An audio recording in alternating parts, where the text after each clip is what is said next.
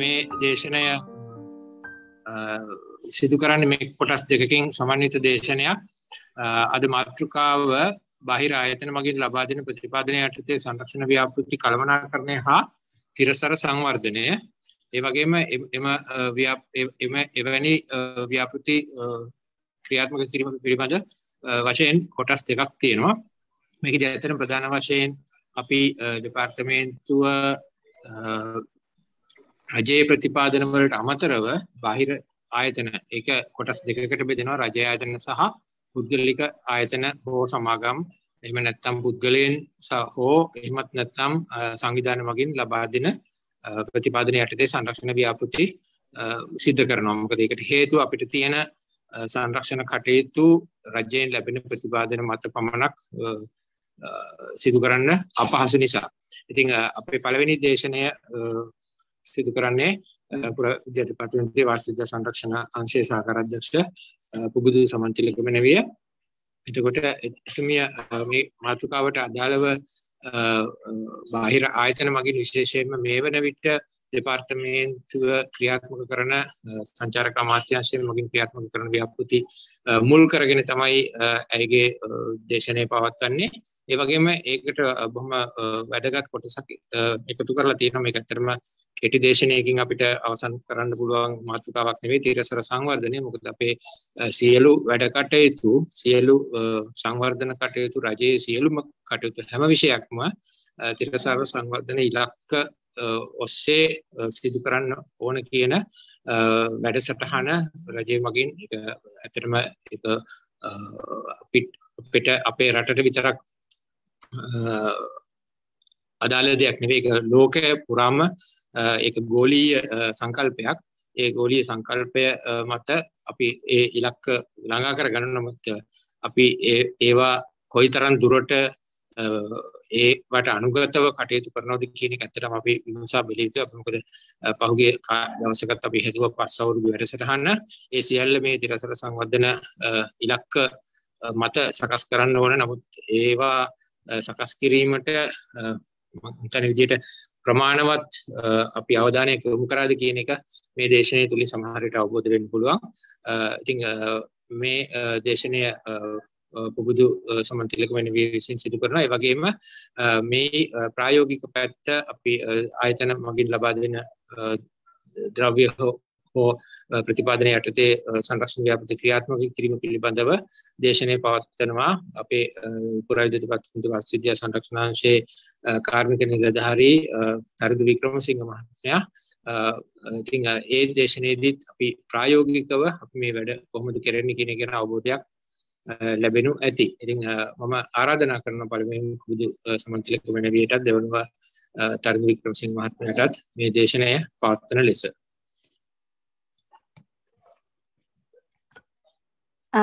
බොහොම ස්තුතියි සර්. සුබ සන්ධ්‍යාවක් සියලුම දෙනාට. පළමුවෙන්ම ස්තුතිවන්ත වෙන්න ඕනේ මේ මාර්ගගත දේශනමාලාවේ සංකල්පය ඉදිරිපත් කිරීම සම්බන්ධව අපේ පුරාවිද්‍යා අධ්‍යක්ෂ ජෙනරාල්තුමාට, ඒ වගේම මේකට මට අවස්ථාව ලබා දුන්න අපේ අධ්‍යක්ෂ වාස්තු විද්‍යා සංරක්ෂණ ප්‍රසන්න රත්නායක මැතිතුමාටත් මේක මෙහෙවන මාර්ගගත වැඩසටහන මෙහෙවන දීපාල් විජේතිලක මහත්මයාටත් ඒ සඳහා සහාය දෙන දමි බණ්ඩාර මහත්මියටත් ස්තුතිවන්ත වෙනවා. පළමුවෙන්ම අපේ අද මාතෘකාව ප්‍රසන්න සර් කිව්වා වගේ බාහිර ආයතන මගින් ලබා දෙන ප්‍රතිපාදන යටතේ සංරක්ෂණ ව්‍යාපෘති කළමනාකරණය හා තිරසර සංවර්ධනය. ඇත්තටම මේක තිරසර සංවර්ධනය කියන්නේ කෙටි කාලයකින් අපිට ළඟා කර ගන්න පුළුවන් දෙයක්වත් නෙමෙයි, කෙටි කාලයකින් හඳුන්වලා ඉවර කරන්න පුළුවන් දෙයක්වත් නෙමෙයි. හැබැයි මම කැමති මේ මගේ මේ වැඩ කරපු කාල සීමාව තුළදී මම ඒ සඳහා කොහොමද අපේ ව්‍යාපෘති තුලින් අපි දායක වුණේ කියලා තිරසර සංවර්ධන ඉලක්ක ළඟා කර ගැනීම සඳහා.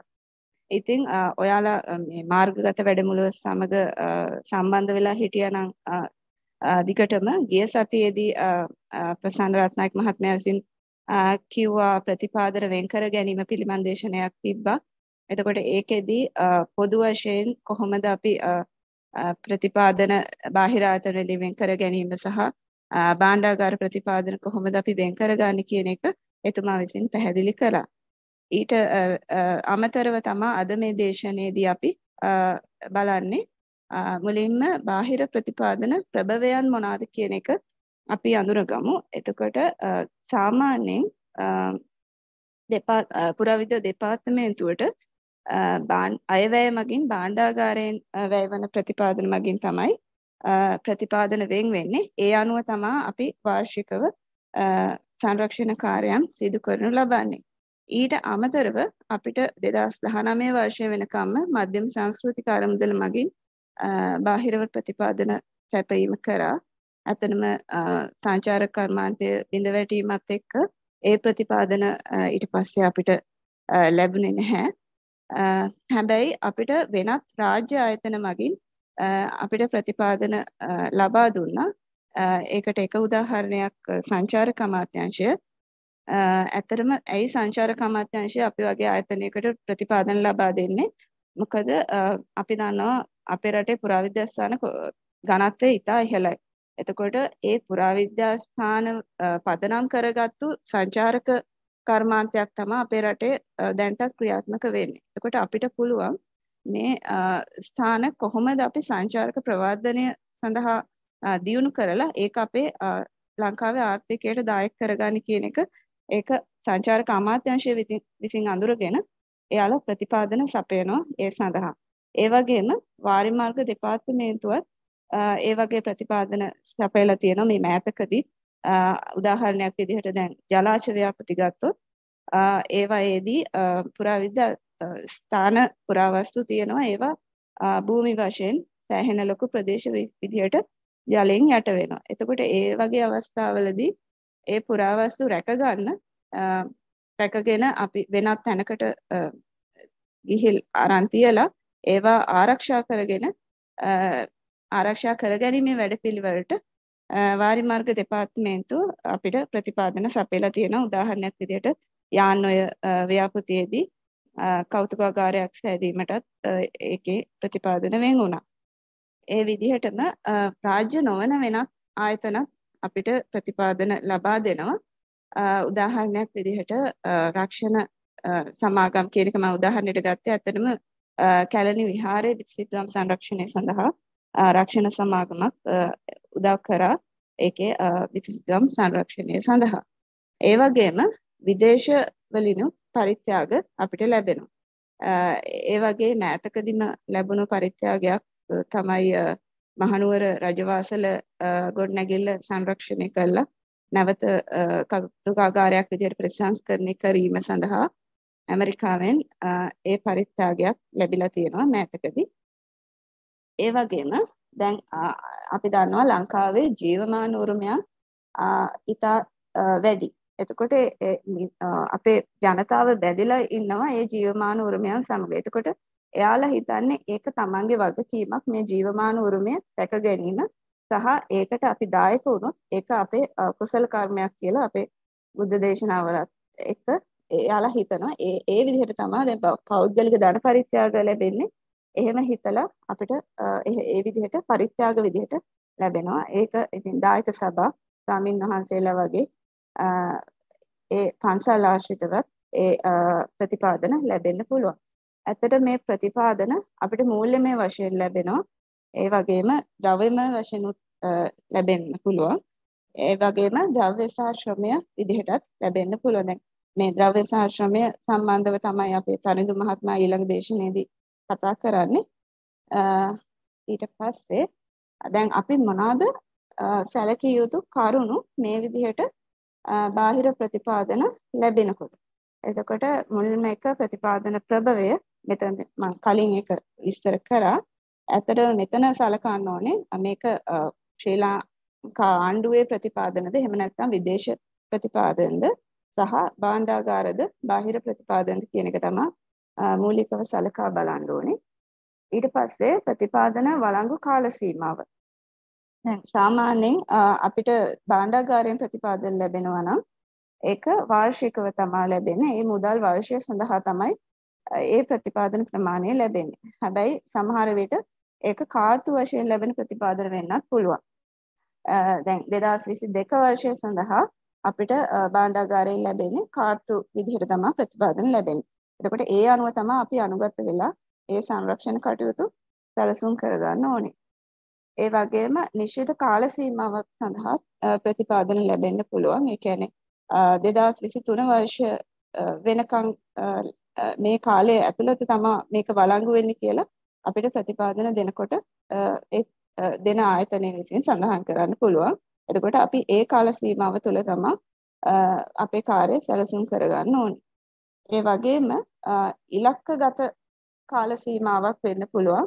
උදාහරණයක් විදිහට අපි හිතමු ඊළඟ වර්ෂයේදී රාජ්‍ය වෙසක් කුලය සඳහා අපි කාර්යයක් සැලසුම් කරනවා. එතකොට ඒ කාලය තුල තමයි අපිට ලැබෙන ප්‍රතිපාදන ප්‍රමාණය අපි සැලසුම් කළ යුත්තේ. ඒ දිනේ ඉලක්ක කරගෙන තමයි සැලසුම් කරන්න ඕනේ. ඒ වර්ෂය පුරාම අපිට ඒක වළංගු වුණාට වැඩක් නැහැ. අපිට ඒ ඉලක්කගත දිනයට අපිට ඒක ඉවර කරගන්න බැරි වුණා. ඒ වගේම ප්‍රතිපාදන අඛණ්ඩව ලබා ගැනීමේ ලබා ගන්න පුළුවන්ද කියන එක අපි තහවුරු කරගන්න ඕනේ. ඒකට උදාහරණයක් විදිහට කිව්වොත් දැන් අපි කැඩීමකින් පස්සේ සංරක්ෂණයක් කළ යුතුමයි. එහෙම නැත්නම් ඒ පුරාවස්තු හෝ ස්මාරකය හානියටපත් වෙනවා. එතකොට අපි මුලදිම ඒක තහවුරු කරගන්න ඕනේ. අපිට අඛණ්ඩව මේ ප්‍රතිපාදන ප්‍රමාණය ලැබෙනවද කියන එක. එහෙම නැත්නම් අපි ඒ කැණීම කරන්න හොඳ නැහැ. ඊට පස්සේ ඒක තහවුරු කරගෙන තමයි අපි ඒ සම්පූර්ණ සැලැස්මට යන්න ඕනේ. ඒ වගේම අධියර විදිහට අපිට ප්‍රතිපාදන ලැබෙන්න පුළුවන් වාර්ෂිකව ඒ කාර්ය අවසන් වන තුරුම. එතකොට අපි සූදානම් වෙන්න ඕනේ භෞතික හා මූල්‍ය ප්‍රගතිය හොඳ මට්ටමක තියාගන්න ඕනේ. අපි ඊළඟ වර්ෂය සඳහා ප්‍රතිපාදන ඉල්ලනවා නම් ඒ වෙනකොට අපි ඒ විදිහට හොඳ භෞතික හා මූල්‍ය ප්‍රගතියක් අපි සතුව තියෙන්න ඕනේ. ඒ වගේම තමයි ව්‍යාපෘතියේ අරමුණු. දැන් අපි ගොඩක් වෙලාවට සාමාන්‍යයෙන් ව්‍යාපෘතියේ අරමුණ විදිහට දාන්නේ ස්මාරකය සංරක්ෂණය කර ආරක්ෂා කිරීම කියන සංකල්පය තමයි අපි මුලින්ම කියන්නේ. ඒත් ඊට වඩා පුළුල්ව බලන්න පුළුවන්. දැන් මම ඉස්සරහදී කතා කරනවා තිරසර සංවර්ධන ඉලක්කත් එක්ක අපේ මේ අරමුණ ගලපගන්නේ කොහොමද කියලා. එතකොට ඒ නවීන උරුම කළමනාකරන සංකල්පයත් එක්ක බහු අරමුණු කරා යොමු වෙන්නේ කොහොමද කියලා ඔයාලට පොඩි අදහසක් ඉස්සරහ ස්ලයිඩ්ස් වලදී. ඒ වගේම තමයි සම්බන්ධ වෙන වෙනත් පාර්ශව ගණනාවක් ඉන්නවා මේ විදිහට බාහිර ප්‍රතිපාදන ලැබෙනකොට අපි සාමාන්‍යයෙන් දෙපාර්තමේන්තුවෙන් භාණ්ඩාගාර ප්‍රතිපාදන ලැබෙනවා නම් අපිට සාකච්ඡා කරන්න ඉන්න පාර්ශව ගාන අඩුයි. හැබැයි දැන් බාහිර ප්‍රතිපාදන ලැබෙනකොට අපිට බහු අරමුණු කරා යන්න වෙනවා. එතකොට අනෙකුත් සැලසුම් කරන හා සංවර්ධන ප්‍රතිපත්තිත් එක්ක තමයි කටයුතු කරන්න සිද්ධ වෙන්නේ. මේ තියෙන්නේ සංචාරක අමාත්‍යාංශයට භාණ්ඩාගාරය මගින් ලැබුණු ප්‍රතිපාදන පුරාවිද්‍යා දෙපාර්තමේන්තුවට ලබා දීලා තියෙනවා. අපි මේකට කියන්නේ වැජීෂය කියලා, එහෙම නැත්නම් වෝට් එක කියලා කියනවා. එතකොට මේකෙදි මම පෙන්වන්න ඕනේ ඔයාලට දාලා අදහසක් ගන්න කොහොමද මේ වෝට් එක කියන එක අපිට ලැබෙන්නේ කියලා. මේකෙදි මුලින්ම තියෙන්නේ මේ උදාහරණයට අරන් තියෙන්නේ මන්නාරම ව්‍යාපෘතිය සඳහා අපිට ප්‍රතිපාදන ලබා දුන්නා 2018 දී 19 වර්ෂය සඳහා. එතකොට ප්‍රොජෙක්ට් එකේ නම මුලින්ම සඳහන් වෙනවා upgrading Manor Fort as a tourist destination කියලා.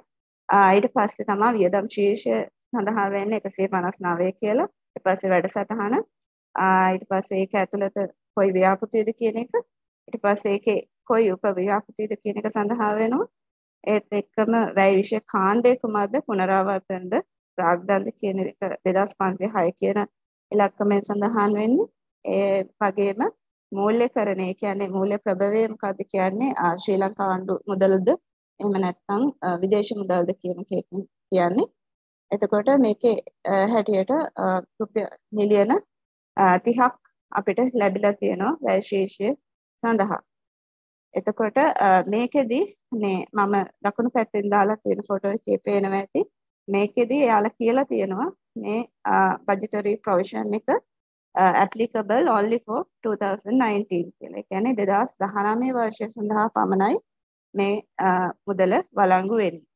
ඒ වගේම අපි හැම මාසිකව අපි එයාලට භෞතික හා මූල්‍ය ප්‍රගතිය වාර්තා කරන්න බැඳිලා ඉන්නවා මේ වැය ශීර්ෂය ලබා ගැනීමෙන් පස්සේ.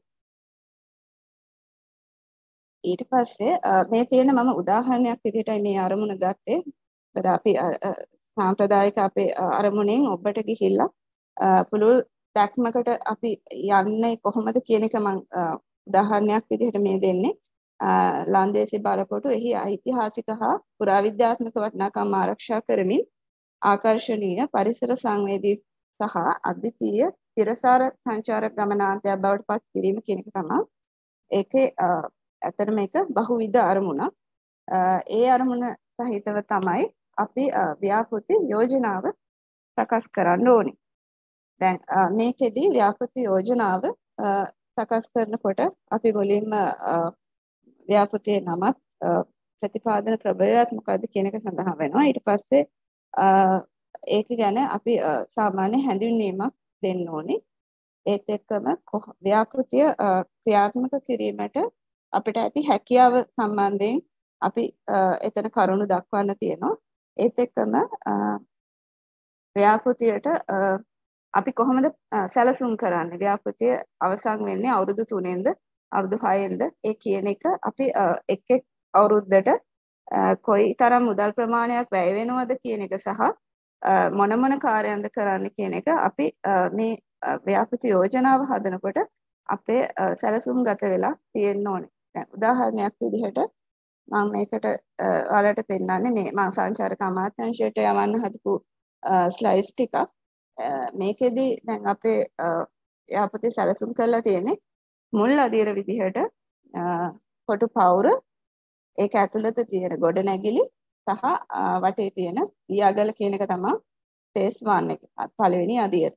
එතකොට දෙවෙනි අදියර විදිහට ඒකේ තියෙන දියාගල වටා තියෙන ලෑන්ඩ්ස්කේප් එක තමයි දෙවෙනි අදියර විදිහට අපි සැලසුම් කරලා තියෙන්නේ. එතකොට පළවෙනි අදියරේ පළවෙනි පියවර විදිහට අපි කරන්නේ දැන්ටම කරලා ඉවරයි ගොඩක් දුරට කොටු පවුරත් බැස්ටියන් 4ත් මේකේ තියෙන රැම්පාට් එකේ ඇවිදින මන්තිරුවත් දියාගල හාරලා ඒකේ සංරක්ෂණය කිරීමක් තමයි ස්ටේජ් 1 එකට අපි ප්ලෑන් කරලා තියෙන්නේ. ඊට පස්සේ ස්ටේජ් 2 එකට බිල්ඩින් 1 සිට 4 දක්වා එන්ට්‍රන්ස් එකේ පැමිණෙන පාත්‍රයක නැවත සංරක්ෂණය කිරීම සඳහා තමයි ස්ටේජ් 2 එක සැලසුම් කරන්නේ. ඊට පස්සේ ස්ටේජ් 3 එක විදිහට ලෑන්ඩ්ස්කේප් එකක් ආලෝකකරණයක් අපි සැලසුම් කරලා තියෙනවා. අපි වෙන් කරගත්ත ස්ටේජස් ටික අපි මෙතන අදියර එකේ කොහොමද අපි වැඩසටහනකට ඇතුළත් කරන්න කියලා තමයි මේ පෙන්නලා දීලා තියෙන්නේ. ඇත්තට මේක සංශෝධිත වැඩසටහනක්. මොකද අපි කලින් හිතන් හිතපු විදිහටම කරන්න බැරි වුණා. පොඩි ඩිලේස් අපේ වුණා. ඒක නිසා අපි මේක දැන් ඉලක්කගත කරලා තියෙනවා 2018 ඉඳන් 23 දක්වා යන ව්‍යාපෘතියක් විදිහට.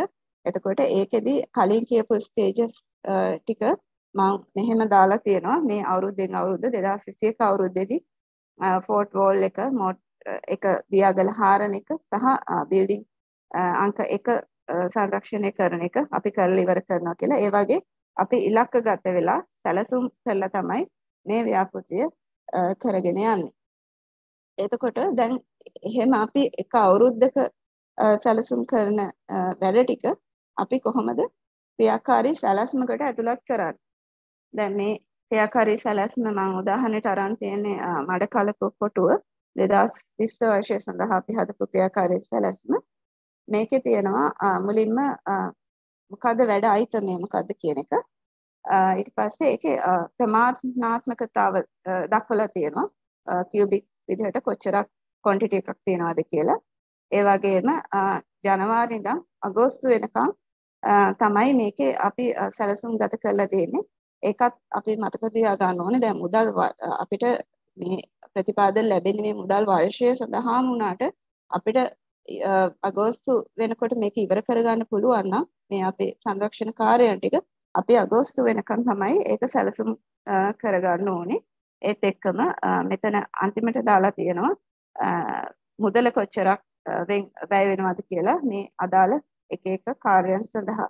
එතකොට මේක ඇත්තටම ප්‍රගතිය අධීක්ෂණය කිරීමට පහසු වෙනවා මේ වගේ ක්‍රියාකාරී සැලැස්මක් සකස් කිරීම තුළින් ව්‍යාපෘති ආරම්භ කරද්දිම එතකොට ව්‍යාපෘති කිහිපයක් එක විට අපි සිදු කරනවා නම් එකම කණ්ඩායමක් විසින් එතකොට ඒක අපිට ලේසි පෙළගස්වා ගන්නත් මෙහෙම ක්‍රියාකාරී සැලැස්මක් හැදුවම ඒත් එක්කම එක විට සිදු කරන්න පුළුවන් වැඩ මොනවාද කියන එකක් ඉවර කරලා තව මොනවාද ආරම්භ කරන්න පුළුවන් කාර්යයන් මොනවාද කියලා අපිට මේකෙදි අඳුර ගන්න පුළුවන් ඒ ව්‍යාපෘතියට අදාළව.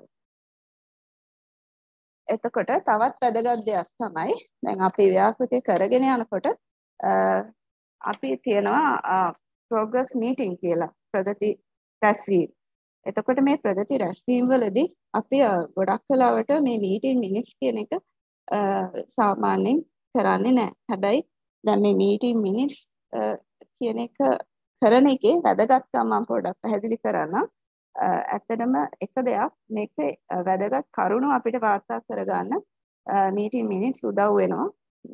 ඒ වගේම ඒ meeting එකේදී ගන්න තීරණ සටහන් කර ගැනීමට දැන් අපි හිතමු අපිට මොකක් හරි මැටීරියල් එකක් අප්‍රූව් අනුමත කරගන්න ඕනේ වුණාම අපි ලියුම් එහාට මෙහාට කරන්න ඕනේ. අපි එතන වැඩබිමේ අපි පැසීමක් ගත්තාම ඒකෙදි අපි තීරණය කරනවා නම් මේ මැටීරියල් එක තමයි හොඳ කියලා. එතකොට ඒ මීටින් මිනිට්ස් වල අපි ඒක සඳහන් කරනවා. එතකොට ඒකෙදි අපිට ඉතා පහසු වෙනවා අර ලියුම් හුවමාරුවට වඩා අපේ තීරණ සටහන් කර ගැනීම සඳහා. ඒ වගේම මේක දැන් අපි මාසිකව තියෙනවා නම් රැස්වීම ප්‍රගති රැස්වීම. එතකොට ඊළඟ මාසේ රැස්වීමේ තිබ්බහම පසුගිය මාසයේ මීටින් මිනිට්ස් අරගෙන බලලා තමයි අපි තීරණය කරන්නේ. ඒක හරියට චෙක් ලිස්ට් එකක් වගේ. අපි බලනවා මේ කියපු කාර්යයන් මේ ඇක්ෂන්ස් ටික අරන්ද තියෙන්නේ කියලා. එතකොට හරිම ලේසි ඉදිරියට ප්‍රගතිය සහ කාර්යයන් මගහැරෙන්නේ නැතුව කරගෙන යන්න මීටින් මිනිට්ස් ලිව්වහම ඒ වගේම වැරදි අවබෝධ සහ පරස්පර අදහස් නැති කරගන්න පුළුවන් මේ වගේ මීටින් මිනිට්ස් ලිවීම තුලින්. හරි. දැන් මේකෙදි මම මේ ෆෝමැට් එක තමයි මේ දාලා තියෙන්නේ. මේකෙදි සාමාන්‍යයෙන් කවුද ලීඩ් කරන ආයතනය තමයි අපි මෙතන උඩින් සඳහන් කරන්නේ. කවුද මීටින් මිනිට්ස් ලියන්නේ කියලා. ඊට පස්සේ ඒක මාසිකව යන රැසීමක්ද එහෙම නැත්නම් කාර්තු විදිහට යන රැසීමක්ද කියලා සඳහන් කරලා තියෙනවා. ඒ වගේම දිනය සඳහන් කරලා තියෙනවා. ඊට පස්සේ මේකට සම්බන්ධ වෙන පාර්ශවයන් පුද්ගලයන් කවුද කියලා සඳහන් කරලා තියෙනවා. එයාලගේ තනතුර සහ ආයතනය සමගම. ඊට පස්සේ තමයි වැදගත්ම කොටස තියෙන්නේ මේ ඩිස්කෂන් පොයින්ට්ස්. ඒ අපි කතා කරපු වැදගත් කරුණු මොනවාද කියන එක. ඒ කරුණුත් එක්ක කවුද ඒ කරුණ වලට අදාළව ඇක්ෂන් ගන්න ඕනි. පාර්ශවයේ කවුද කියන එක තමයි ඊළඟ කොලම් එකකින් පෙන්නන්නේ. එතකොට අපි ඊළඟ මීටිමේදී අපි බලන්න ඕනි මේ ඇක්ෂන්ස් අරන් තියනවාද මේ කියන ආයතන කියලා. ඇත්තටම ඒක හොඳ විදිහක් අපිට ප්‍රගතිය දිගටම පවත්වාගෙන යන්න මීටින් මිනිට්ස් පවත්වා ගැනීම තුලින්. හරි. මම නැවත එනවා අරමුණු කියන සංකල්පයට. දැන් මේකෙදි කළමනාකරණය කියන්නේ අවසානයක් ළඟා කර ගැනීම සඳහා යුක්ති සහගත ලෙස උපක්‍රම භාවිත කිරීම කියන දැන් අපි ඒක ඩෙෆිනිෂන් එකක් ගත්තොත් ඒ විදිහට කියන්නේ. එතකොට මේකත් ඒ වගේ. දැන් අපි අරමුණකට යන්න තමයි මේ අපි ව්‍යාපෘතිය කළමනාකරණය කරගන්න ඕනේ. දැන් මේකෙදි මම මේ රතු පාටින් highlight කරලා තියෙන්නේ අපිට මේකෙදි කියන ඓතිහාසික හා පුරාවිද්‍යාත්මක වටිනාකම් ආරක්ෂා කරමින් පරිසර සංවේදී තිරසාර සංචාරක ගමනාන්තයක් බවට පත් කිරීම කියන එක කියනවා. එතකොට මේ වටිනාකම් ආරක්ෂා කරගනිමින් තමයි අපි මේ පාරිසරික සමාජීය හා ආර්ථිකමය තිරසාර සංචාරක ගමනාන්තයක් බවට පත් කරන්නේ. එතකොට ඒකම තමයි අපි මේ තිරසර සංවර්ධනය තුලින් බලාපොරොත්තු වෙන්නේ. දැන් මේ ටික මම හිතන්නේ ගොඩක් අය දන්නවා මේ එක්සත් ජාතීන්ගේ සංවිධානයේ විසින් හඳුන්වලා දීපු ගෝල් ඉලක්ක 17ක් තියෙනවා. ඒ ඉලක්ක 17 වෙන් ගත්තොත් නම් ගොඩක් පුළුල් පරාසයක විහිදෙන ඉලක්ක ගොඩක්.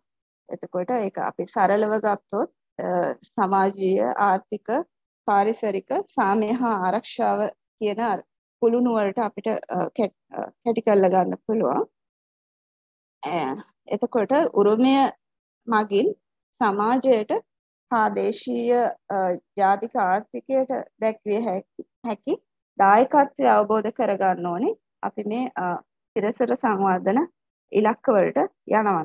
එතකොට සංරක්ෂණය කිරීම කියන අර උදකලා භූමිකාවට වඩා එහා ගිය අරමුණක් තමයි අපිට තියෙන්න ඕනේ අපි මේ තිරසර සංවර්ධන ඉලක්ක වලට යනකොට.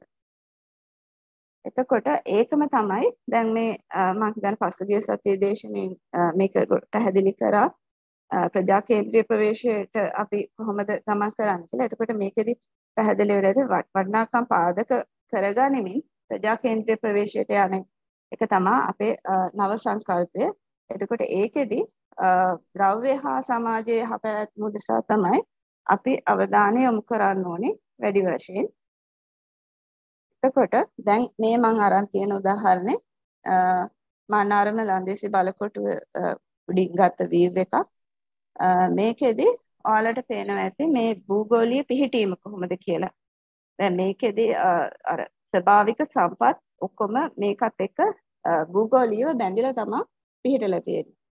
එතකොට මේ දීවර ප්‍රජාවත් මේ ලංකා දූපත සහ මන්නාරම දූපත කියන එක සම්බන්ධ වෙන පාලමක් වටේ තියෙන දියාගලක් පැත්තකින් තියෙන රැම්සා තෙත්බීම මේ ඔක්කොම මේ ස්වභාවික පරිසර පද්ධතිය මේ කියන උරුම ස්ථානයට බැඳිලා පවතිනවා. හැබැයි මෙතන තියෙන ගැටලුව අපිට අවබෝධ වුණේ මේ දීවර ප්‍රජාව, ඒ කියන්නේ මේ උරුම ස්ථානයට අදාළ ප්‍රජාව මේ උරුම ස්ථානයත් එක්ක තියෙන දුරස්ත සම්බන්ධතාවයක්. ඇත්තටම ඒකට එක හේතුවක් මේක ලංකාවේ උරුමයක් නොවන එක.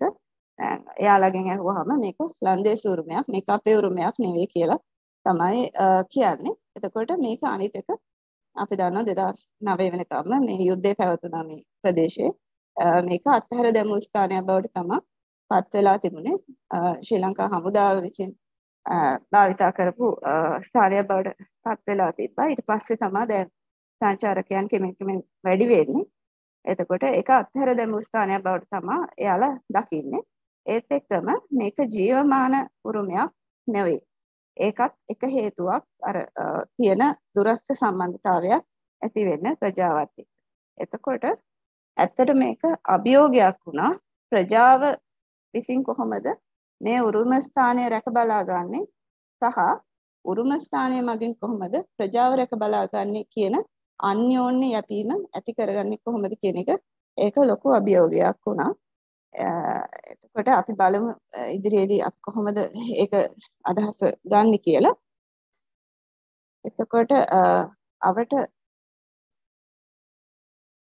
ප්‍රජාව ගැන සමාජීය විශ්ලේෂණයක් කරලා බැලුවා. එතකොට මේ සමාජීය විශ්ලේෂණයේදී අපිට පේනවා මේ දත්ත ගත්තොත් වැඩිපුරම ඉන්නේ දීවර ප්‍රජාව 36.4ක දීවර ප්‍රජාව ඉන්නේ. ඒ කියන්නේ දීවර කර්මාන්තය මත යැපෙන ප්‍රජාවක් තමයි ඉන්නේ. මේ දාලා තියෙන ෆොටෝසුත් ඔක්කොම මේ අපේ තියෙන උරුම ස්ථානය අවටම ගත්ත ෆොටෝස්. ඒත් එක්කම මේ ජීවනෝපාය විදිහට දීවර කර්මාන්තයට අමතරව ස්කිප් කටු සම්බන්ධ සහ ඒ ආශ්‍රිත නිර්මාණ ආශ්‍රිත කර්මාන්තත් මුතු බෙල්ලන් ඇහිලීම වැනි කර්මාන්තත් කරවල ආශ්‍රිත ව්‍යාපාරත් ඒ ප්‍රජාව විසින් සිද්ධ කරනු ලබනවා. එතකොට ඒත් එක්කම කාන්තාවන් විසින් කරන්නේ පල් ආශ්‍රිත නිර්මාණ කරන එක. ඒත් එක්කම ප්‍රදේශයට ආවේනික ආහාර වර්ග නිපදවීමක් කරනවා. එතකොට ඒකෙදි අපි කොහොමද එයාලගේ ඒ දේශීය දේවල් ප්‍රවර්ධනය කරලා ප්‍රජාවේ ජීවන තත්ත්වය නගා සිටුවන්නේ කියන එක අපි සලකලා බැලුවා. එතකොට ඊට අමතරව තව දෙයක් කාලගුණ විපර්යාසයත් එක්ක කොහොමද මේ ප්‍රජාවේ ජීවන රටාව වෙනස් වෙන්නේ සහ ඒක කොහොමද අපේ සැලසුම් වලට ඇතුළත් කරගන්නේ කියන එක තමයි මේකෙන් අපි හොයලා බලලා තියෙන්නේ. දැන් මේකෙදී පේනවා ඇත්තටම නියඟ කාලය වැඩි, කියන වතුර අඩු කාලය වැඩි. එකපාරට වෙහි කාලයක් එන්නේ අගෝස්තු වලින් පස්සේ. එතකොට ඒ වතුර අඩු කාලය තුලදී මොනවද මේ ප්‍රජාවේ ක්‍රියාකාරකම් කියන එක තමයි මුලින්ම හොයලා බලලා තියෙන්නේ. එතකොට එයාලා අර මඩේ ඉන්න කකුලුවන් අල්ලන එක තමයි ඒ වතුර අඩුම කාලෙදී කරන ක්‍රියාකාරකම් විදිහට දැක්කේ. එතකොට අපි කොහොමද මේ ක්‍රියාකාරකම අපේ සැලසුම් වලට ඇතුළත් කරගන්නේ? ඒත් එක්කම පාරිසරික විශ්ලේෂණයක් කරලා තියෙනවා අපි. දැන් අපි සමාජීය පැත්ත බැලුවා, ආර්ථික මේ පැත්ත බැලුවා. පාරිසරික විදිහට බැලුවොත් මේ මම දකුණු පැත්තේ පහලින් දාලා තියෙන ෆොටෝග්‍රාෆ් එකේ කහ පාටින් පෙන්වලා තියෙන අපේ මනාරම කොටුව කියන පුරාවිද්‍යා ස්ථානේ. ඒකත් එක්කම තියෙනවා භූගෝලීය වශයෙන් ඉතා හොඳ පිහිටීමක තියෙනවා මේ රැම්සා සයිට් එකක් තියෙනවා වැන්කලායි සෙන්චුරි කියලා. ඒත් එක්කම දකුණු පැත්තෙනුත් තියෙනවා තවත් නේචර් රිසර්ව් එකක්. එතකොට ඒවා දිහා බැලුවාම කොච්චර ඉහළ ජෛව විවිධත්වයක් තියෙනවද කියන එක අපිට තේරෙනවා. මේ අපේ උරුම ස්ථානයත් එක්කම බැඳලා තියෙන ජෛව විවිධත්වයක් තමයි තියෙන්නේ. එතකොට කොහොමද අපි ඒ ස්වභාවික සම්පත් සමග අපේ තිරසාර සංවර්ධන ඉලක්ක වෙත යන්නේ කියලා ඊට පස්සේ අපි බලමු. හරි. දැන් මෙතනදී මූලික වශයෙන් මම උඩින් පෙන්නලා තියෙන්නේ අපේ මූලික ඉලක්ක 17. ඒ මූලික ඉලක්ක වලින් අපි සාමාන්‍යයෙන් කතා කරන්නේ පුරාවිද්‍යා දෙපාර්තමේන්තුවෙන් කතා කරන්නේ 11.4 ගැන ගොඩක් වෙලාවට. හැබැයි ඒ කියන්නේ අපේ 11.4 මම මේකේ පෙන්නලා තියෙනවා.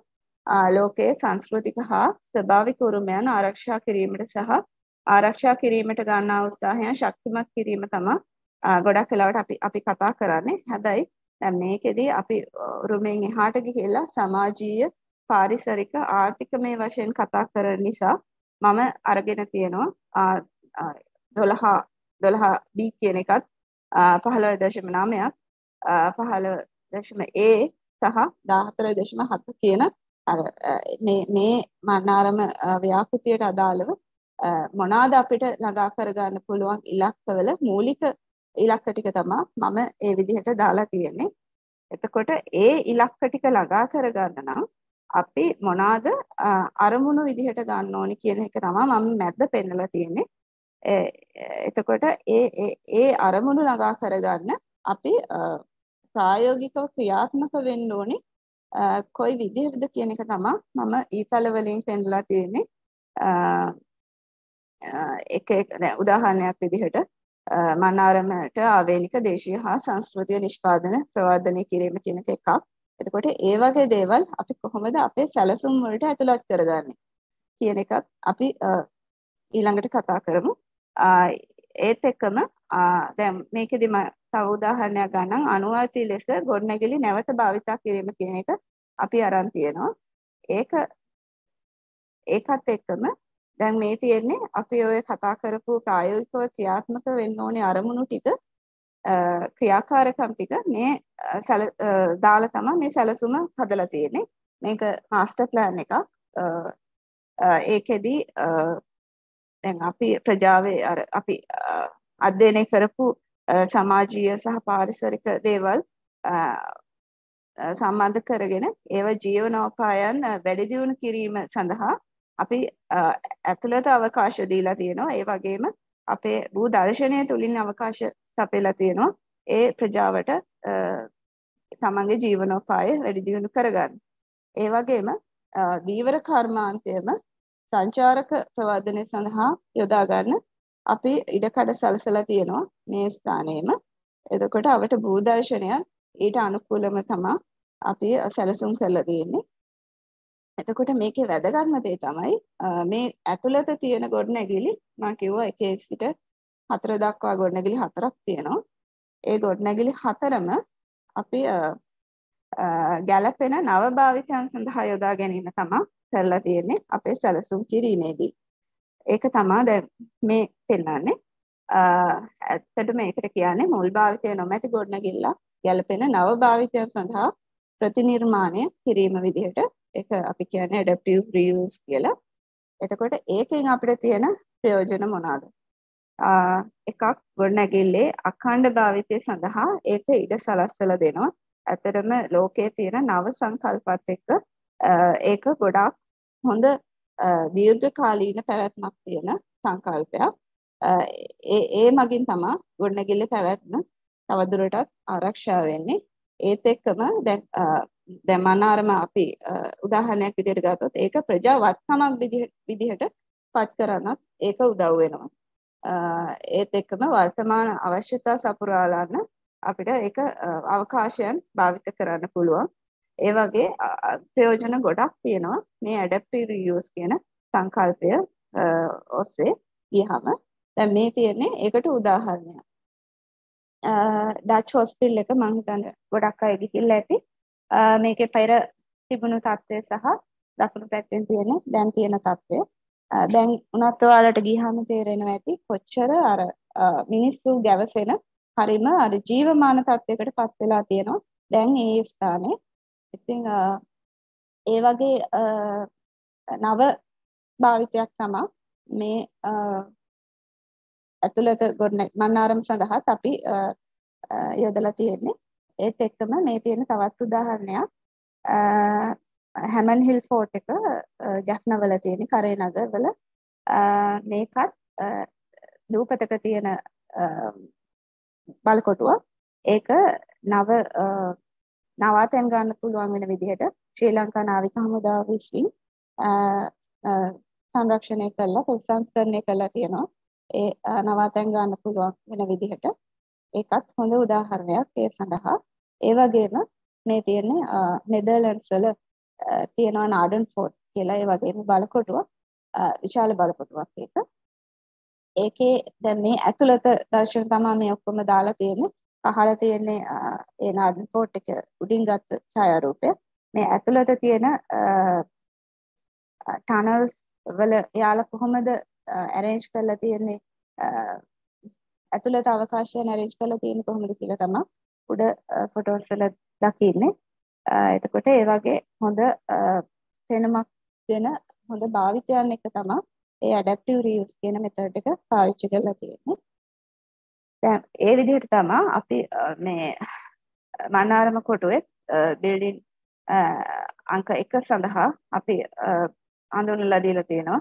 කෞතුකාගාර පිළිගැනීමේ කවුන්ටර් ඉන්ෆර්මේෂන් සෙන්ටර් සුවිනියර් shops ඒ වගේ දේවල් බිල්ඩින් අංක 1 සඳහා බිල්ඩින් අංක 2 සඳහා නවාතැන් ගැනීමේ පහසුකම් එක සැලසුම් කරලා තියෙන්නේ. ඒ වගේම බිල්ඩින් අංක 3 සඳහා මේක නම් කලින් පැරණි භාවිතයත් මේ වගේ බංගලෝ එකක් විදිහට තමයි තිබිලා තියෙන්නේ. දැන් නව භාවිතයේ විදිහට අපි බංගලෝ එකක් විදිහට තමයි සැලසුම් කරලා තියෙන්නේ. එතකොට බිල්ඩින් අංක 4 දී මේකේ තියෙනවා චර්ච් එකක්. ඒකත් එක්ක අපි කොහොමද අනික් අවකාශයන් ටික සැලසුම් කරලා තියෙන්නේ කියලා තමයි මේකේ දැනලා තියෙන්නේ. ඒ සියල්ල සැලසුම් කරලා කියන්නේ අපි කරපු ත්‍රිමාන සජීවීකරණය වලට බලා ගන්න පුළුවන්.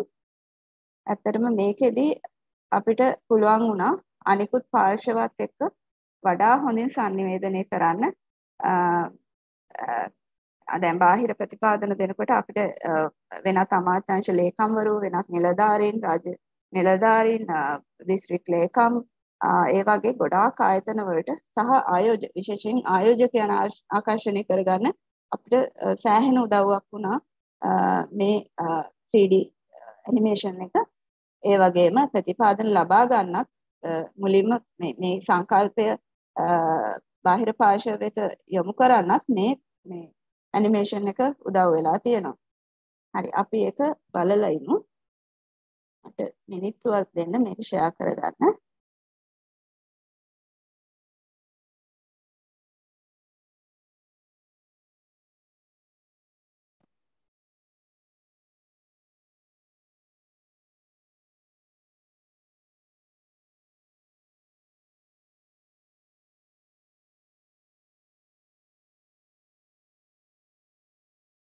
හරි මං හිතනවා ඔයාලට පේනවා ඇති කියලා.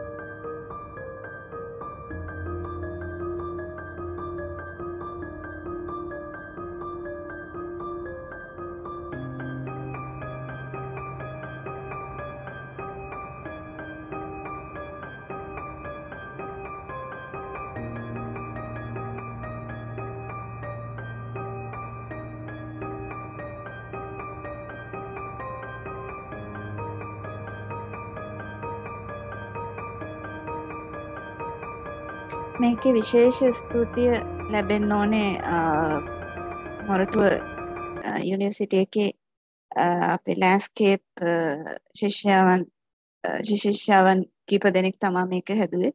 එයාලට ස්තුති කරන්න ඕනේ.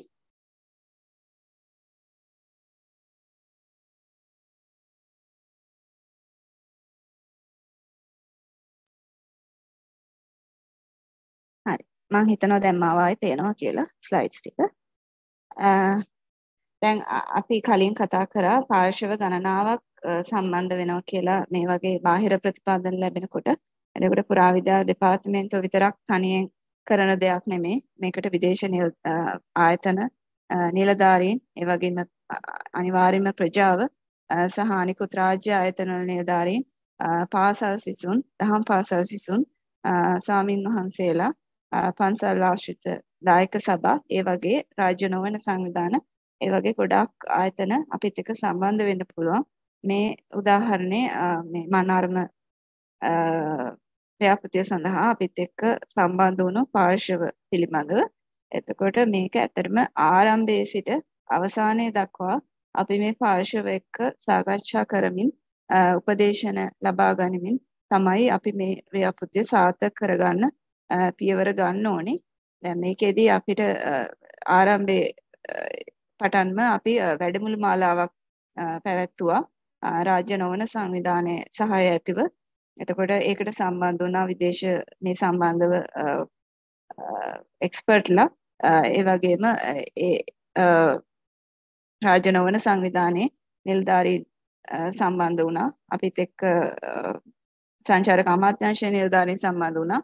ඒ වගේම ආයෝජකයෝ අපිත් එක්ක සම්බන්ධ වුණා. එතනින් තමයි ආයෝජකයන්ට ඒ සම්බන්ධව අදහසක් ආවේ. මේක මෙහෙම කරන්න පුළුවන්. මේක හොඳ සංචාරක ප්‍රවාදනය කරන්න පුළුවන් උරුම ස්ථානයක් කියන එක අදහස ආවේ මේ වැඩමුළු මාලාවෙන් පස්සේ.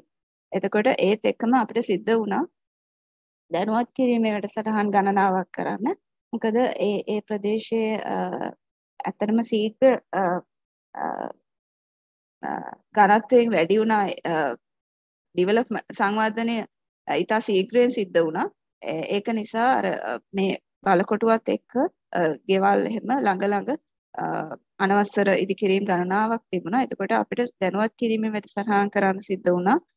ඒ සඳහා රාජ්‍ය ආයතනත් ඒ ප්‍රජාවත් එක්ක අපි මේ කරන්න යන ව්‍යාපෘති සම්බන්ධව සහ ඒකේ ප්‍රතිලාභ සම්බන්ධව ප්‍රජාව දැනුවත් කරන්න ඕනි නිසා ඒත් එක්කම අපි කොච්චර හොඳට ව්‍යාපෘතියක් ක්‍රියාත්මක කරලා අවසන් කරත් වැඩක් නැහැ.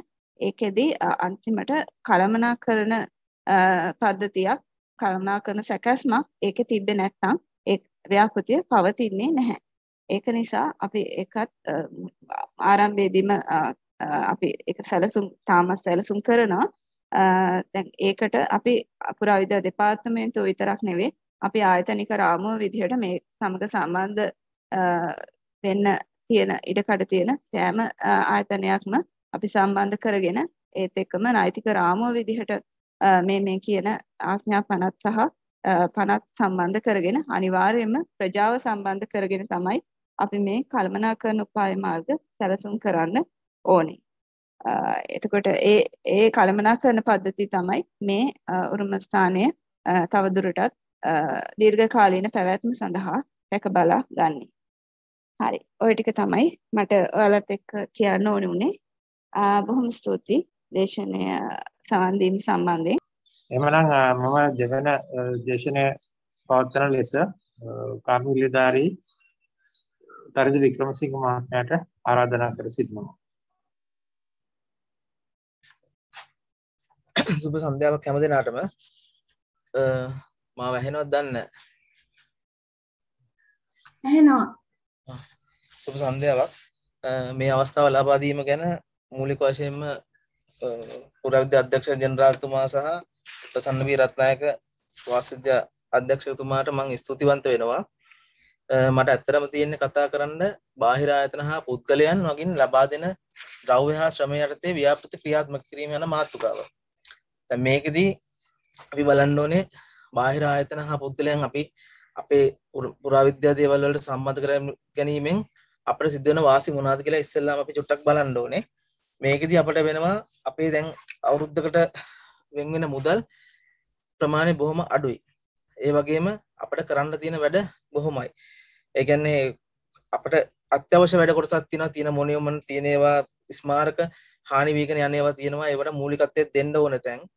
ඒ සමහරක් වෙලාවට අපිට ඒවට දෙන්න මූලිකත්වය දෙන්න බැරි වෙනවා අපිට තියෙන ප්‍රතිපාදනත් එක්ක. ඒක හන්දා බාහිර ආයතන හා පුද්ගලයන් අපි මේ කාර්යයට සම්බන්ධ කර ගැනීමෙන් අපිට මේ දේවල් නැවත ප්‍රතිනිර්මාණය කළා ඒ දේවල් ආරක්ෂා කර ගැනීමට හැකියාවක් ඇතයි මම ඉස්සෙල්ලාම හිතනවා. ඒ වගේම තමයි සංරක්ෂණයට අවශ්‍ය ද්‍රව්‍ය හා ශ්‍රමය සැපයීම යටතේ මම ගොඩක් කොටස් කීපයකට මේක බෙදාගත්තා. මොකද හේතුව කෙනෙක් හෝ යම් පුද්ගලයෙක් හෝ ආයතනයක් මේ ද්‍රව්‍ය සැපයීම කරනකොට සමහරක් වෙලාවට සම්පූර්ණයෙන් ඒ ද්‍රව්‍ය සැපයීම සිදු කරනු ලබනවා. ඒ කියන්නේ අපි ව්‍යාපෘතිය පටන් ගන්න තැන සිට ව්‍යාපෘතිය අවසන් වෙනකම් ඒගොල්ලන් පොරොන්දු වෙනවා අපිට මේ අදාළ ද්‍රව්‍ය ටික සපයනවා කියලා. ඒකට අලුහුණු වේවා, වැලි වේවා, මොනා හෝ වේවා පුංචි දෙයක් ඉඳන් ඒ කියන්නේ අඩුම අනමුරුච්චේ පවා ඒගොල්ලන් ඒක ලබා දෙනවා. ඒ වගේම තමයි කොටස් වශයෙන් කොටසක් එකෙන් සපයන පුද්ගලයොත් ඉන්නවා. ඒ කියන්නේ අපි හිතමු අපි ගොඩක් වෙලාවට ආගම දහමට දැන් අමුරු ස්ථානත් එක්ක තමයි අපි ගනුදෙනු කරන්නේ බොහොම වෙලාවට. ඉතින් ඒ වෙලාවට එන ඒව නරඹන්න එන පිරිස් සමහරක් වෙලාවට කියනවා අපිට මෙහෙම දායකත්වයක් සපයන්න ඕනේ. අපි ඒකින්ද මේකට මොනවා හරි දෙන්න ඕනේ. එක්ක සිමෙන්ති හරි අලුහුණු හෝ වැලි හෝ වේවා ඒක දෙන්න ඕනේ කියලා කියනවා. එතකොට අපි ඒගොල්ලන්ගෙන් ඒ කොටස් ලබා ගැනීමට කටයුතු කරන්න ඕනේ. ඒ වගේම තමයි ශ්‍රමය සැපීමේදී ශ්‍රමය සැපීමේදී යම්කිසි දෙයකදී ඒගොල්ලන් ශ්‍රමය සැපයන ආකාර තියෙනවා. ඒ කියන්නේ අපේ තියෙන ස්ථිර සේවක සංඛ්‍යාව ඇත්තටම අඩුයි. අපි යම්කිසි ව්‍යාපෘතියක් පටන් ගත්තොත් එහෙම මේ ද්‍රව්‍ය හා ශ්‍රමය දෙනවා කියලා ඒකින්ද අපි ප්‍රදේශයෙන් තත්කාර සේවකයන් සඳහා බඳව ගන්න ඕනේ. තත්කාරයන් සේවකයන් අරගෙන තමයි අපි මේ ව්‍යාපෘති ගෙනියන්න ඕනේ. ඒ ගෙනියන අවස්ථාවේදී අපි මේ තත්කාර සේවකයන්ට වැටුප් ලබා දීම ඒගොල්ලන් විසින් සිදු කරනු ලබනවා. අපිට කරන්න තියෙන්නේ මේ අපේ චෙක් රෝල් ඒගොල්ලන්ට කියන එන වෙලාවල් පැමිණීමේ ලේඛනයක් දාලා ඒගොල්ලන් අපි එන වෙලාව සහ යන වෙලාව ඒක අපි කළමනාකරණය කර ගන්න ඕනේ. ඒ වගේම තමයි මාසික චෙක් රෝලක් හදලා ඒක ඒ අදාළ පාර්ශවයට ලබා දීලා ඒගොල්ලන්ට තත්කාර සේවකයන්ට වැටුප් ඒගොල්ලන් ගෙවන විදිහට අපි හදා ගන්න ඕනේ. ඒ කියන්නේ අපි අපිට මේ මෙතනදී අපි දැනගන්න ඕනේ අපිට මුදල් අත ගෑමේ අයිතියක් නැහැ. අපිට තියෙන්නේ මේ චෙක් රෝල හදලා ඒගොල්ලන්ට බාර දුන්නාම ඒ පුද්ගලයාගෙන් කවුරු හෝ වේවා ඒ ආයතනයේ හෝ කවුරු හෝ වේවා අවිල්ලා ඒ වැටුප් ඒගොල්ලන්ට ලබා දෙනවා. ඒ වගේම ස්ථිර සේවකයන් සඳහා දීමනා ලබා දෙනවා. මොකද අපි පුරාවිද්‍යාව ගැන දැනුමක් නැති තත්කාර සේවකයෝ යොදවගෙන තමයි අපි වැඩ කරන්නේ. ඉතින් අපේ ස්ථිර සේවක මහතුන් කීප දෙනෙක් අපිට දාගන්න වෙනවා මේ කාර්යය කරගෙන යාම සඳහා. ඒ වගේම ඒ ස්ථිර සේවක මහතුන්ට දීමනාවක් ලබා දීමේ කටයුත්තක් සිදු කරන්න ඕනේ. ඒ අවස්ථාවට ඒ දීමනාව ලබා දීම ඒ අදාළ ආයතනයෙන් අපට කෙලින්ම ගන්න බෑ. අපේ දෙපාර්තමේන්තුව හරහා දෙපාර්තමේන්තුවට යම්කිසි අස්තමේන්තුගත මුදලක් බඳින්න කියලා ඒ හරහා ස්ථිර සේවකයන්ට අවශ්‍ය දීමනා ඒ රජයේ තියෙන පටිපාටියට අනුව කරගන්න ඕනේ. ඒ වගේම තමයි ශ්‍රම දාන මගින් සහයෝගය දැක්වීම. ශ්‍රම දාන මගින් සහයෝගය දක්වනකොට ප්‍රජා ඇවිල්ලා මේ ඒ අදාළ පුද්ගලෙක් හෝ ආයතනයක් හෝ සම්පූර්ණ දේවල් දෙනවා කිව්වත් ශ්‍රමය දෙනවා කිව්වත් ගමේ මිනිස්සු ඇවිල්ලා ඒක තැනට වැඩ කරන්න අපිට මෙන්න මෙහෙම දෙයක් කරන්න ඕනේ. මෙහෙම ශ්‍රම දානයක් කරන්න ඕනේ. කරන්න කිව්වහම අපිට ඒක වළක්වන්න බෑ. අනිවාර්යෙන් අපි ඒ කාරණාවට යන්න ඕනේ. ඒගොල්ලන්ට ඒ අවස්ථාව ලබා දෙන්න ඕනේ. ඒ වගේම තමයි ඉදිරියේදී මම ඒව වැඩිපුර විස්තර කරන්න මේ සියල්ලම මේ නීලගිරි ස්තූපය මේක දැනටත් සහ ඉස්සරත් ද්‍රව්‍යම දේවල් පරිත්‍යාග කරලා තියෙනවා. දැන් අපේ සංරක්ෂණ කටයුතු දෙපාර්තමේන්තු ප්‍රතිපාදන යටතේ සිදු කරන්න යෝජනා වුණත් අපට පුළුවන් යම්කිසි ආයතනයක පුද්ගලයෙක් විසින් එම සංරක්ෂණ කටයුතු සඳහා ද්‍රව්‍ය කොටසක් ලබා දෙනවා නම් ඒ සංරක්ෂණ කටයුතු සඳහා ඒ ද්‍රව්‍ය යොදා ගන්න පුළුවන්. ඒ වගේම තමයි ඒ කටයුතු ඒවා ලබා ගන්නකොට මොකද අපට ඒ දේවල් ලබා ගත්තාම මොකද නීලගිරි දාගැබ කියන්නේ මහා විශාල දාගැබක්. අපේ සමහරක් වෙලාවට ප්‍රතිපාදන බොහොම අඩුවෙන් හම්බෙන අවස්ථාවල් තියෙනවා. ඒතකොට ඒව කරගෙන යන්න අපහසුයි. එතකොට ඒ බාහිර පාර්ශවයන් හෝ පුද්ගලයන් සම්බන්ධ කර ගැනීමෙන් මේක ගොඩක් දුරට ඉක්මන් කර ගැනීම හැකියාව තියෙනවා. හැබැයි මේක ලබා ගැනීමේදී අපි බලන්න ඕනේ අපට පරිත්‍යාග දෙන පුද්ගලයාව අපහසුතාවයට පත් නොකර ඒ දේවල් ලබා ගන්න ඕනේ. මොකද අපි විශේෂයෙන් බලන්න ඕනේ අපට මේ බඩු හම්බුණාට මේ ද්‍රව්‍ය හම්බුණාට සිමෙන්ති හෝ වැලි හෝ ගඩොල් හෝ මේවා මොනෑම හෝ දෙයක් හම්බුණාට එම ඒ ද්‍රව්‍ය නියම ප්‍රමිතියෙන් සහ පිරිවිතරෙන් යුක්තද කියලා අපි බලන්න ඕනේ. හැබැයි ඒක අපි දැනගන්න ඕනේ මේ ද්‍රව්‍ය පිරිවිතරෙන් යුක්තද කියලා දැනගන්න කියලා කියන්නේ අපි දැන් ඒ අදාළ පරිත්‍යාගශීලී පුද්ගලයාට කියනවා එයා එකපාරටම අපිට බඩු ගන්නත් දෙන්නේ නැහැ අදාළ ස්ථානෙට. එයා කලින් එයා ඇවිල්ලා අහනවා මේ මෙන්න මෙහෙමයි අපිට මෙහෙම බඩු මේකට මෙතනට දෙන්න ඕනේ, එක්ක සිමෙන්ති දෙන්න ඕනේ, අලුහුණු දෙන්න ඕනේ. ඒකෙන් හින්දා අපිට ඒක කරන්න කොහොමද කියලා ඒගොල්ලන් අහනවා. එතකොට අපි ඒකට විශේෂයෙන් කියන්න ඕනේ මෙන්න මේ විදිහට මෙන්න මේ ආකාරයේ මෙන්න මේ දේවල් අපට ඕනේ මේ ප්‍රමිතියෙන් යුක්ත වෙන්න ඕනේ කියලා කියනවා. ඒ වගේම තමයි දැන් ගඩොල් වෙන දෙයක් මේ ස්ථානෙට ගේනකොට අපි එයාත් එක්ක පුළුවන් නම් එයාට කියන්න ඕනේ මොකද එයා ගඩොල් ටික අපේ ස්ථානෙට ගෙනහැල්ලා අපි ඒක නියම ප්‍රමිතියෙන් හරි යුක්තද නැද්ද කියලා බැලුවට පස්සේ ඒක ඇත්තටම ඒක රිජෙක්ට් කරන්න ඕන එකක් නම් ඒ කියන්නේ ප්‍රමිතියෙන් යුක්ත නැති දෙයක් නම් අපි නිකන් අපරාධී මේ මිනිස්සුගේ මුදල් සහ කාලය ගොඩක් දේවල් නාස්ති කරනවා. එතකොට ඒ පුද්ගලයා නැවත අපිත් එක්ක වැඩ කටයුතු කරන්න දෙන්නේ නැහැ. ඒ කියන්නේ දෙපාර්තමේන්තුව ගැන අපහැදීමකට ලක් වෙනවා. ඉතින් අපි ඇත්තටම බලන්න ඕනේ මේ පුද්ගලයාත් එක්කලා ගිහිල්ලා එයා ගේන්නේ කොහෙන්ද? අපි අත් එක්කලම ගිහිල්ලා ඒක පොඩ්ඩක් පරීක්ෂා කරලා බලලා ඒක අපිට අදාළ ස්ථානෙට ගෙන්න ගැනීමට පුළුවන් නම් ඇත්තටම මේ දේ හොඳයි. අනිත් එක තමයි මේ අපිට මේ දේවල් හම්බුණාට අපි නිකම්ම පරිහරණය කරන්න බෑ මේ දේවල්. ඒක තමයි අපි ඒව අරගෙන ඉවරලා අපි මේ දේවල් දැන් හොඳද කියලා සේරම බල්ලේ වල අපි මේ දේවල් පරිත්‍යාග හම්බෙන ඒවා සේරම ලේඛනගත කරගන්න ඕනේ, ඉන්වෙන්ටරිගත කරගන්න ඕනේ. හැබැයි ඉන්වෙන්ටරිගත කරාද කියලා දන්නේ අපිනේ. නමුත් ඒ පුද්ගලයාට අපි ගැන විශ්වාසයක් සහ විනිවිද භාගකින් කටයුතු කරන්න ඕන හන්දා අපි ඒගොල්ලන්ට අපි ලැබීම් නියෝග කොලයක් ඒ කියන්නේ රිසිට් ඕඩර් කොලයක් අපි කඩලා දෙනවා අපි මෙච්චර ප්‍රමාණයක් ඒගොල්ලන්ගෙන් අපි බාරගත්තා කියලා. එතකොට අපිට ඒ මනුස්සයට හේතු ගන්නවා අපිට පරිත්‍යාග කරන කෙනාට හෝ ආයතනයට හේතු ගන්නවා අපි මේ දේවල් යම් කිසි දෙයක් අවභාවිතා කරන්නේ නැහැ. අපි මේ දේවල් හරියට ඒ දේවල් රජයේ සතු කරගන්නවා කියලා. ඒ වගේම මේ සීමාපහුව ස්තූපය සංරක්ෂණ කටයුත්තක් සිදු කරා. ඇත්තටම කියනවා නම් මේකේ සම්පූර්ණ ද්‍රව්‍යයයි ශ්‍රමයයි හැමදේම සියලුම දේ සැපෙව්වා සදන් ගෲප් ආයතනයේ අධිපතිතුමා විසින්. ඉතින් ඇත්තටම එතුමා මේ ස්ථානෙට ඇවිල්ලා මෙන්න මේ වගේ දෙයක් දැකලා ඉවල මේ චෛත්‍යයක් තියෙනවා කියලා දැකලා දාගැබක් තියෙනවා කියලා දැකලා මේ වගේ විදිහට තමයි එතුමා දැකලා තියෙන්නේ. ඊට පස්සේ ඇත්තටම ඊයින් පස්සේ එතුමා මැදිහත් වෙලා මේක කැණීම් කරන්න දෙපාර්තමේන්තුව හරහා කැණීම් කළා මේ දාගැබ මතු කරගත්තා. ඊට පස්සේ දාගැබ මතු කරගෙන ඉවරලා අපි සංරක්ෂණ ක්‍රියාවලියකට ගියා. ඒ යනකොට මේ සංරක්ෂණ ක්‍රියාවලිය අපි පටන් ගත්තා. ඒ පටන් ගැනීමේදී මෙහෙට අධිකම අවුව කාලයක් තිබ්බේ. ඒ කාලේදී ඒත් එක්කම ඊළඟට වැස්ස පටන් ගන්නවා. ඉතින් ඒක හන්දා අපි ඉස්සෙල්ලාම කරගත්තා මේකට අපිට පුරගයක් ගසන්න ඕනේ කියලා. මොකද එතකොට මේකේ දාගැබේ ආරක්ෂාව සහ මිනිස්සුන්ට වැඩ කිරීමේ හැකියාව දෙකම පහසු වෙනවා. එතකොට මේ සියලු GI බට සහ පොල්ලතු හැම දෙයක්ම එතුමා විසින් එතුමාගේ ආයතනය විසින් සපයනු ලැබුවා. ඒ වගේම තමයි මේ පාකාර බැම්ම සංරක්ෂණය කිරීමේදී මම ලොකු ගැටලුවකට මුහුණ දුන්නා. හේතුව තමයි ඒ දවස් තමයි කොරෝනා ව්‍යසනය පටන් ගත්ත දවස්. එතකොට ඒ කාලෙදී පොඩ්ඩක් රට වහන තත්ත්වයක් උදා වෙලා තිබ්බා.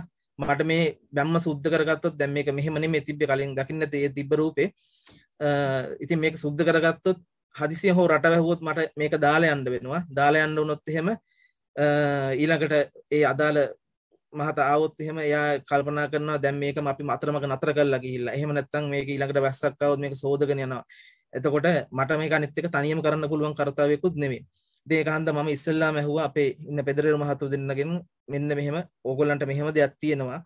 මේක රට වැහුවොත් අපිට හරි ප්‍රශ්නයකට මුහුණ පාන්න වෙනවා. අපි මොකද කරන්නේ?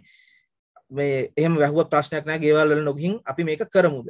මොකද හේතුව පරිත්‍යාග කරන මිනිස්සුව මේ දෙයට අනුග්‍රහය දක්වන කෙනාව ගෙන් අපි දැන් මෙච්චර කාලයක් මේ වැඩේ ඉක්මනට කරන්න ඕනේ කියන අරමුණ එතුමත් හිටියා. දැන් අපිත් ඉන්න ඕනේ මට්ටමකට අපි ඉන්න ඕනේ. නැත්නම් අපිට ඒ කෙනාගෙන් ආය අදාළ කවදාකවත් ඒ දෙයකට අනුග්‍රහයක් දක්ව ගන්න අපිට බෑ.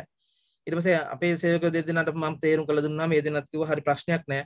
අපිට නතර වෙන්න පුළුවන්. අපි එහෙම කරමු කියලා. ඒතර තත්කාර සේවකයෝ අපි අරගෙන තිබ්බා. අපි ඒගොල්ලන්ගෙන් අහුවා එන්න පුළුවන්ද? ඉතින් ඒගොල්ලන් කිව්වා අපට එන්න පුළුවන් ප්‍රශ්නයක් නෑ. සියලු දෙනාම ගමේ අහල පහල ඉන්න කට්ටිය. ඊට පස්සේ ඒගොල්ලන් එන්න කිව්වහම අපි මේ වැඩේ සාර්ථකව ප්‍රාකාර බැම්ම හදාගත්තා. ඒ වගේම තමයි මෙතන මේ දාගැබ සංරක්ෂණය කටයුතු ගර්භ බැඳීමේ සංරක්ෂණ කටයුතු නිසියාකාර අයුරින් කරගෙන ගියා. ඒ වගේම මේ දාගැබේ හැඩය ලබා ගැනීම සිදු කරන්න ඕන කරලා තිබ්බා. ඉතින් ඊට පස්සේ මේ විතර ලොකු ඊතලෙන් දක්වලා තියෙන දාගැබේ හැඩය ගත්ත අච්චුව මේ අච්චුව සකසා ගැනීමේදීත් මම මේ මහතර කතා කරලා ගියා මට මෙහෙම අච්චුවක් හදා ගන්න ඕනේ. මට ඒක කරන්න මෙතන පහසුකම් නැහැ. මට මේ GI බටේ නමා ගන්න සුදුසු ස්ථානයක් සකසලා දෙන්න කියලා.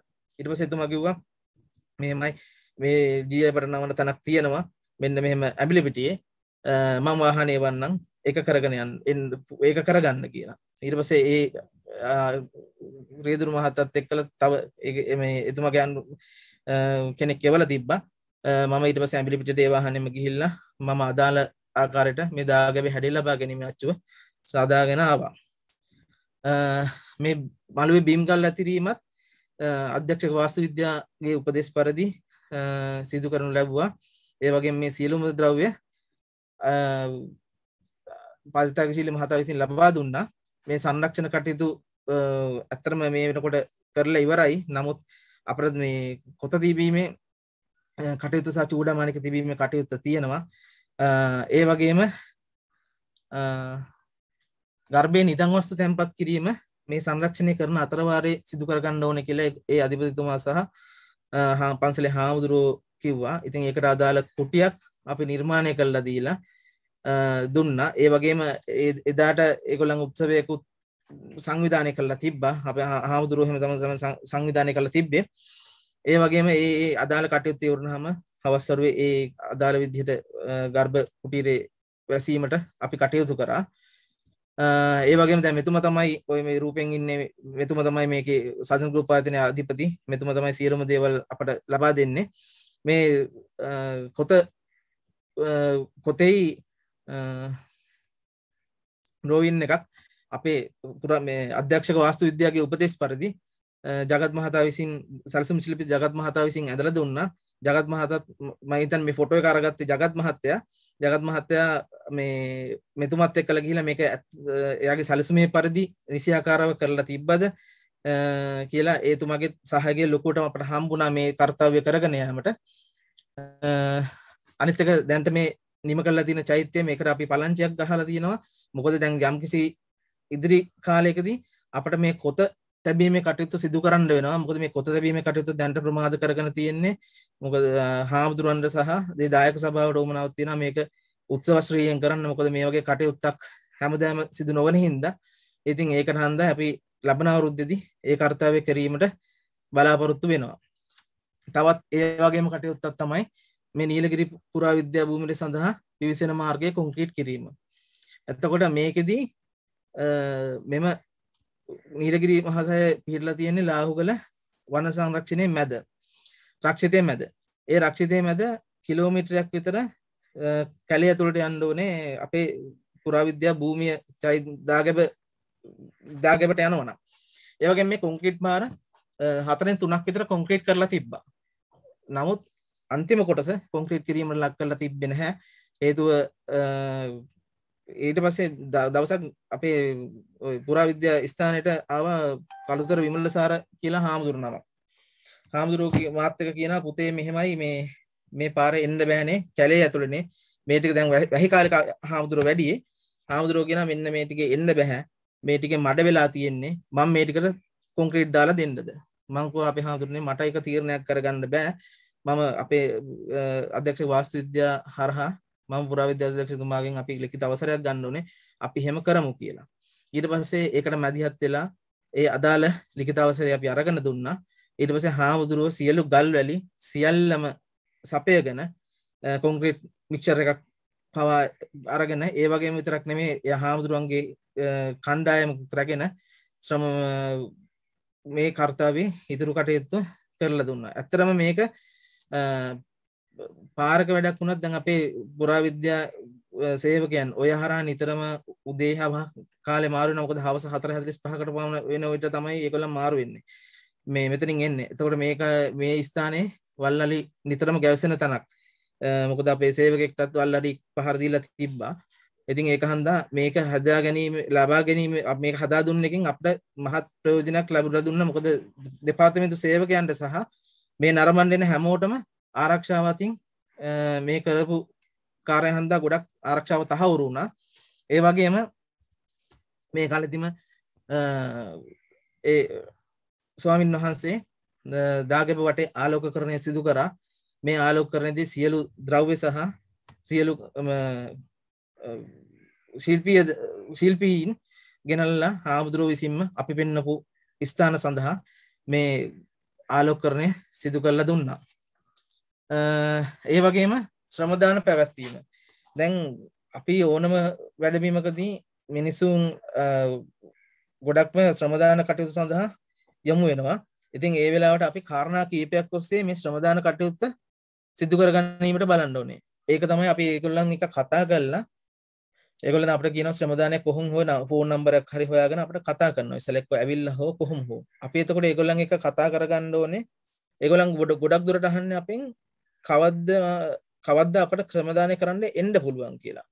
එතකොට අපි දැනගන්න ඕනේ ශ්‍රමදානය කරන්න ඒගොල්ලන් අපට පුළුවන් දවසක් නෙමෙයි සමහරක් වෙලාවට සෙන්සුරාදා හෝ වේවා ඉරිදා හෝ වේවා වෙන නිවාඩු හෝ දවසක් හෝ වේවා ඒගොල්ලන් යොදාගෙන තියනවා වෙන්න පුළුවන්. අපි එදා දිනේ අපි ඒගොල්ලන්ට ලබා දෙන්න ඕන. මොකද ඒගොල්ලන්ට හැමෝටම පුළුවන් දවසක් තමයි ඒගොල්ලන් ඒ යොදාගෙන ඉන්නේ. එතකොට මට ඇත්තටම බැරි නම් මට ඒ කාර්යයට කරගෙන යන්න බැන්න මම වැගකී යුත්තට මේක පවරලා මෙන්න මේ වැඩේ කරගෙන යන්න ඕනේ කියලා මම සම්බන්ධීකරණය වෙලා ඒක සකසලා දෙන්න ඕනේ. මොකද හේතුව එහෙම නැති වුණොත් ඒගොල්ලන් නැවත වරක් අපේ දෙයකට ඒ කියන්නේ අපේ මේ වගේ කටයුත්තකට ඒමට පසුබට වෙනවා. ඒ වගේම තමයි අපි විශේෂයෙන් දැනගන්න ඕනේ ශ්‍රමදානයේ පිරිස කොපමණද කියලා. ඒක හේතුව තමයි ශ්‍රමදානයේ අපට කරන්න තියෙන්නේ පොඩි ප්‍රමාණයක වැඩක් නම්. ඒ කියන්නේ මිනිස්සු 150ක වැඩකට මිනිස්සු 300 දෙනෙක් ආවොත් අපිට ඒක හරියන්නේ නැහැ. මොකද හේතුව ඒගොල්ලන් එන්නේ ගොඩක් දුර බැහැරක ඉඳලා. ඒතර ලොකු වියදමක් දරාගෙන කණ්ඩ බොණ්ඩ හැමදේම ඒගොල්ලන් අරගෙන එනවා. ඉතින් මං හිතන්නේ දැන් කලුතර සහ මිනුවන්ගොඩ පැත්තේ ප්‍රදේශවල කීප දෙනෙක් බස් වල ඇවිල්ලා ශ්‍රමදාන කරා. මම නිකමට අහලා බැලුවා ඔයගොල්ලන්ගෙන් කොච්චර විතර වියදමක් යනවද මේ එකවරකට කියලා. ඒගොල්ලන් කිව්වා ලක්ෂ 1.30ක් විතර වියදම් වෙනවා කියලා. ඉතින් ඒ වගේ ලොකු වියදමක් ඒගොල්ලන් දරාගෙන එනකොට අපට අපි ඒගොල්ලන්ව අපහසුතාවයට පත් කරොත් එහෙම ඒකෙන් අපේ දෙපාර්තමේන්තුව තමයි ගොඩක්ම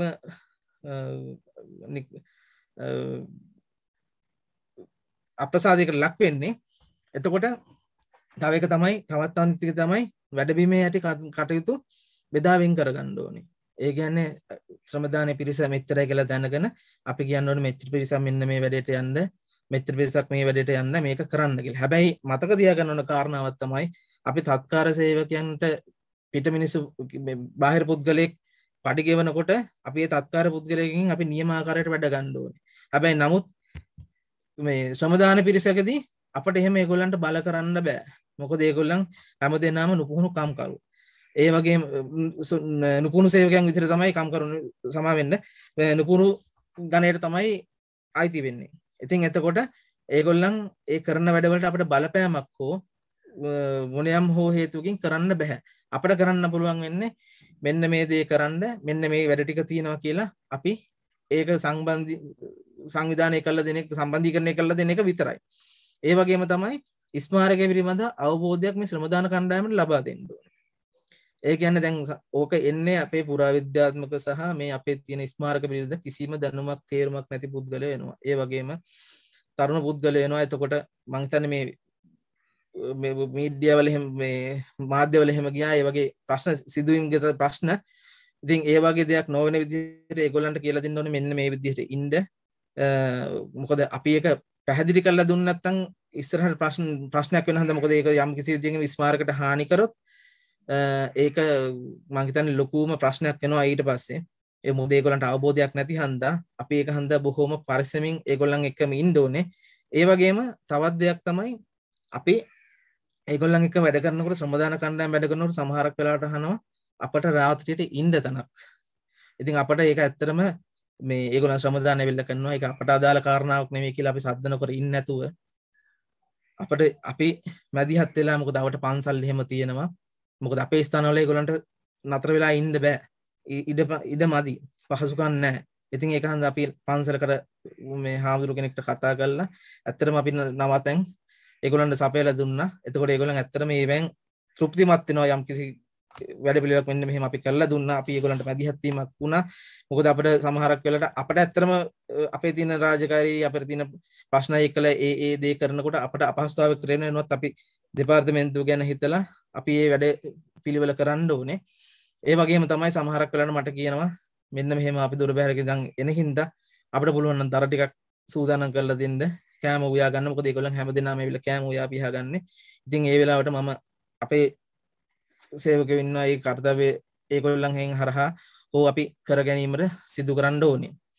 තවත් එකක් තමයි දීඝවාපී ස්තූපය. මේ දීඝවාපී ස්තූපය මේ වෙන විට සංරක්ෂණය කරනු ලබන්නේ ආරක්ෂක අමාත්‍යාංශය විසින්. මෙහි ඉන්නවා යුද හමුදා නිලධාරීන් සහ සිවිල් ආරක්ෂක නිලධාරීන් විශාල පිරිසක්.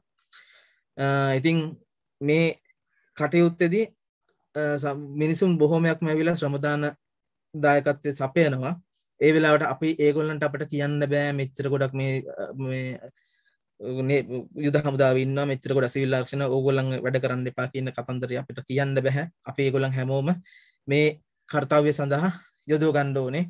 අවසාන වශයෙන් මම කියන්න කැමති අපි මේ මිනිසුත් එක්ක ප්‍රජාවත් එක්ක සහ බාහිර ආයතන ඒ කියන්නේ රජය නොවන ආයතන තමයි බොහෝ වෙලාවට අපිට හම්බෙන්නේ. ඒ ආයතන එක ගනුදෙනු කරනකොට ඒ මිනිසුත් එක්ක ගනුදෙනු කරනකොට ඒගොල්ලන් හිත නොරිදින පරිදි ඒගොල්ලන් සමහරක් වෙලාවට ඒගොල්ලන් හිතුමතේ අත්නෝමතික ක්‍රියා කරන්න ඉඩ තියෙනවා කියන්නේ මෙන්න මෙහෙමයි නෑ මේක මෙහෙම නෙමෙයි මෙහෙම කරමු කියලා අපි ඒක ඒගොල්ලන්ට පැහැදිලිව කියා දෙන්න ඕනේ. මොකද හේතුව අපේ ඒගොල්ලන් පුරාවිද්‍යා දැනුමක් මෙන්න මේ සංරක්ෂණය ගැන දැනුමක් ඒගොල්ලන්ට නොහැකි නිසා.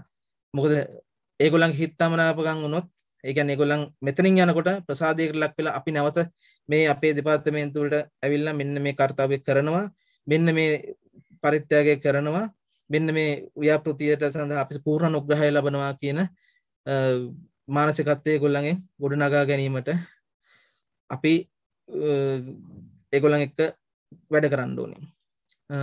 මට ඉතින් කියන්න තියෙන්නේ එච්චරයි මෙන්න මේ ව්‍යාපෘතිය කරගෙන යාම ගැන. බොහොම ස්තුතියි.